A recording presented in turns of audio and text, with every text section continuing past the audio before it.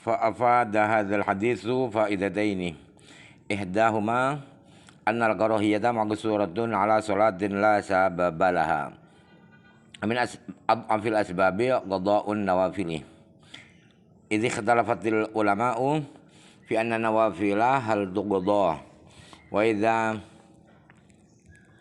فعله مثل ما فاته hal yakunu qadaan. Jadi hadis ini siapa ini? Hadis bahwa Rasulullah ketinggalan sholat kemudian beliau qadha di waktu makruh oleh Rasulullah di waktu dia qadha di setelah sholat asar itu memberikan dua faidah. Artinya dua pengetahuan. Yang pertama ialah bahwa kemakruhan sholat di waktu-waktu makruh pada asar, pada subuh, istiwa itu adalah terbatas pada sholat yang tidak punya sebab. Sholat yang tidak punya sebab itu yang makruh, yang haram.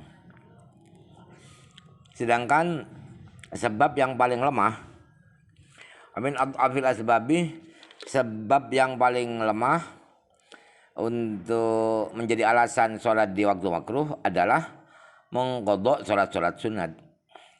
Karena para ulama beda pendapat. Apakah sholat sunat itu boleh diqadha? Apakah tidak boleh? Dan ketika orang itu melakukan sholat yang ketinggalan, dilakukan di waktu lain, apakah sholat yang dia lakukan persis seperti yang dia ketinggalan itu namanya qadha? Apakah bukan qadha? Faidan itu beda pendapat ulama ya. Wa idzan tafatil karahiyatu bi afil asbabi fa bi ahra an tantafiya bi dukhulil masjidi wa huwa sababun qawiyyun. Ketika kemakruhan itu hilang disebabkan ada sebab yang paling lemah, yaitu sebab ketinggalan sholat sunat yang kemarin di qadha di sekarang setelah asar atau setelah subuh. Itu punya sebab yang paling lemah, itu sudah tidak makruh, apalagi fabi ahra itu lebih ya tidak makruh. Hilang kemakruhan itu kalau sholatnya itu disebabkan masuk masjid. Kenapa kamu sholat? Karena masuk masjid. Masuk masjid itu dianjurkan tahiyatul masjid. Sedangkan masuk masjid itu adalah sebab yang kuat.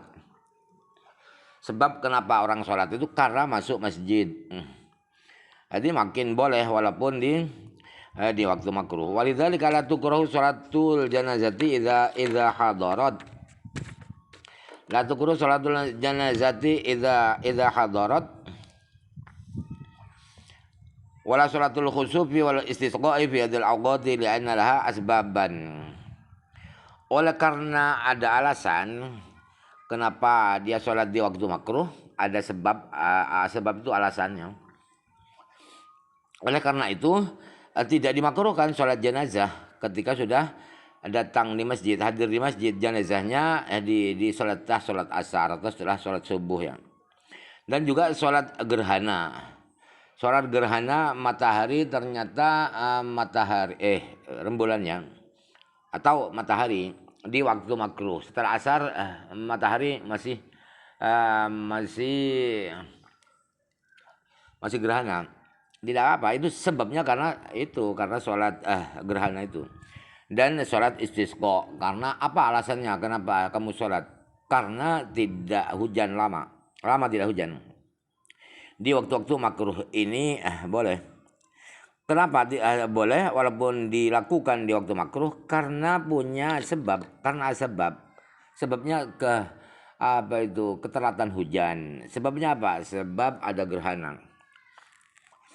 Asbabut tsaniyatu qadau nawafili idza qada Rasulullah sallallahu alaihi wasallam dzalika wa lana fihi uswatun hasanatun wa Wa qalat Aisyah radhiyallahu anha kana Rasulullah sallallahu alaihi wasallam idza ghalabahu naumun aw maradun falam yaqum tilkal lailata shalla min awalin nahari sanatai asyarata rakaatan.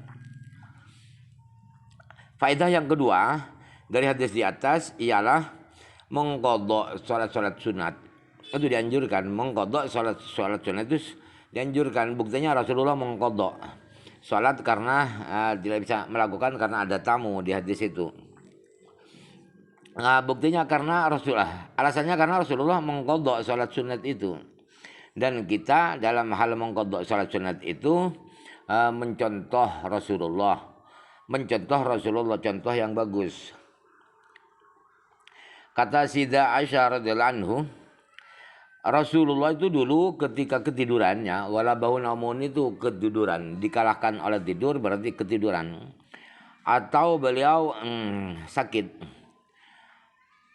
Lalu beliau tidak bisa sholat di malam, sholat tahajud di malam sakitnya itu, di malam tidur itu. Maka Rasulullah sholat di siang hari, di awal siang sebanyak 12 rakaat. Waqad qala al-ulama'u Waqad qala al-ulama'u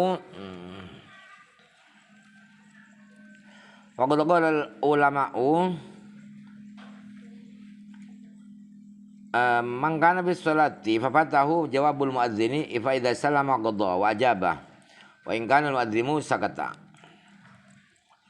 Di samping itu para ulama sudah berkata bahwa orang yang sedang di pertengahan sholat, orang yang sedang sholat, kemudian dia tidak bisa menjawab orang yang lagi adzan karena dia sedang sholat. Maka nanti setelah dia sudah assalamualaikum, sudah salam sholat, maka dia qadha adzan, jawab adzannya itu. Allahu Akbar, Allahu Akbar, Allahu Akbar, Allahu Akbar, asyhadu an la ilaha illallah, dan seterusnya. Sekalipun yang adzan muadzinnya sudah berhenti, sudah selesai adzannya. Wala makna al-ana liqauli man yaqulu inna dzalika mislul awwali walaysa yuqda idh law kana kadzalik lama shallaha Rasulullah sallallahu alaihi wasallam fi waqtil karaha. Kemudian kalau sudah begitu al-ana itu sekarang itu maksudnya sekarang ketika ada penjelasan ulama yang demikian, maka tidak ada artinya pendapat ulama yang mengatakan bahwa inna dzalika sholat di waktu makruh itu sama dengan di waktu pertama. Di waktu pertama artinya di waktu makruh yang kemarin. Sedangkan walaysa yuqda, sholat yang pertama tidak boleh diqadha. Sholat yang kemarin tidak boleh diqadha. Tidak ada artinya, tidak kuat pendapat itu. Kenapa? Karena kalau memang seperti itu, kalau memang demikian bahwa sholat qadha sama dengan yang sholat waktu pertama tidak boleh dilakukan karena waktu makruh, maka untuk besok atau sekarang tidak boleh juga diqadha. Kalau memang demikian, maka tidak mungkin Rasulullah melaksanakan sholat sunat itu di waktu makruh. Faktanya di hadis di atas Rasulullah mengqadha. Jadi mentah itu mendapat orang yang mengatakan itu.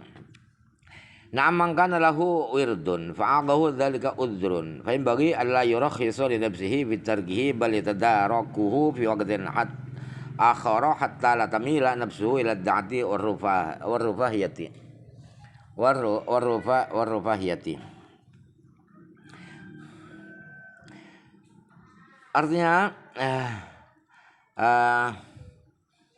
akan tetapi na'am ini istidrak ya. Akan tetapi sama dengan lakin. Akan tetapi orang yang punya rutinitas, punya keistiqomahan sholat, kemudian bukan sholat saja, wirid-wirid yang lain, zikir apa misalnya. Kemudian ada udzur yang menghalang-halangi dia melakukan tepat waktu kegiatan itu, kegiatan zikir atau sholat itu, maka dianjurkan dia tidak meringankan dirinya, tidak membuat kemudahan untuk dirinya dengan tidak melakukan sholat wirid itu. Bahkan dia godok rutinitasnya itu di waktu yang lain. Apa alasannya?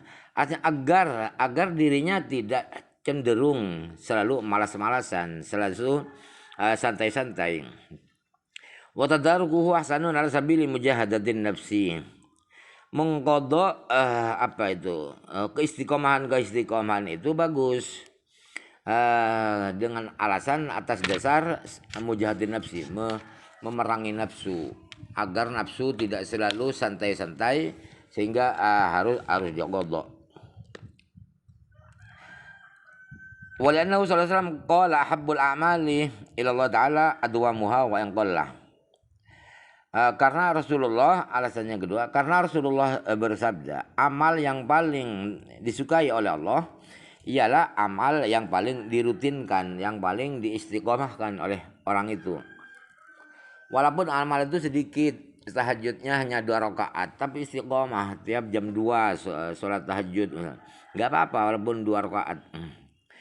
Fayuqsadu bihi alla yaftura fi dawami amalihi. Jadi dengan mengkodok kegiatan-kegiatan ibadah yang terlanjur dia rutin itu dimaksudkan, dia diniatkan agar dia tidak malas, tidak kendo, itu tidak malas untuk mengistiqomahkan amalannya.